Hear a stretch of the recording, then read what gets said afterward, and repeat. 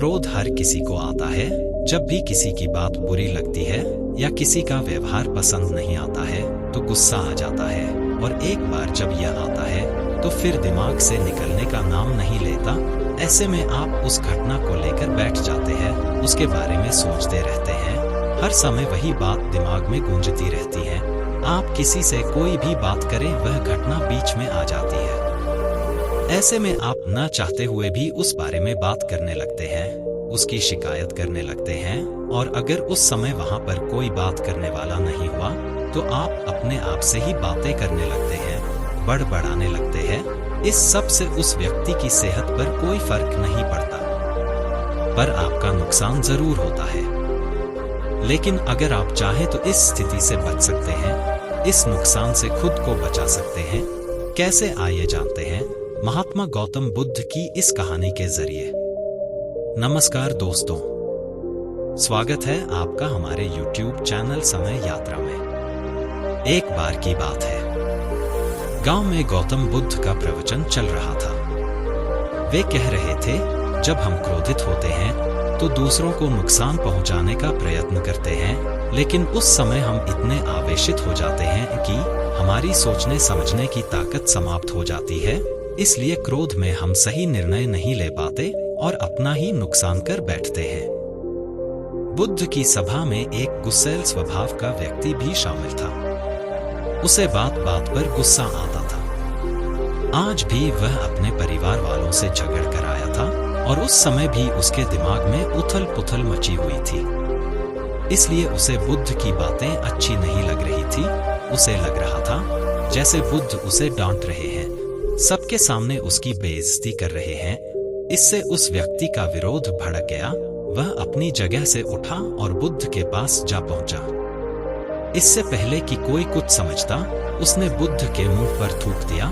यह देखकर वहां मौजूद लोग भड़क उठे और उस व्यक्ति के बारे में बुरा भला कहने लगे, लेकिन बुद्ध अभी भी अपनी जगह पर शांत बैठे हुए थे। उन्होंने अपना चेहरा साफ किया और बोले, क्या बात है, क्या तुम्हें कुछ कहना है? उस व्यक्ति ने बुद्ध की बात का कोई जवाब नहीं दिया। वह बिना कुछ कहे वहां से चला गया। यह देखकर एक व्यक्ति से नहीं रहा गया। उसने बुद्ध से पूछा, महात्मन, उस मूर्ख व्यक्ति ने आपका अपमान किया और आपने उसे कुछ भी नहीं कहा। उसकी बात सुनकर बुद्ध बोले, तुमने शायद उस व्यक्ति का चेहरा नहीं देखा।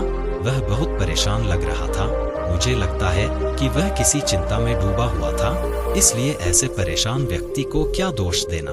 बुद्ध पर थूकने वाला व्यक्ति सभा से उठने के बाद अपने घर चला गया।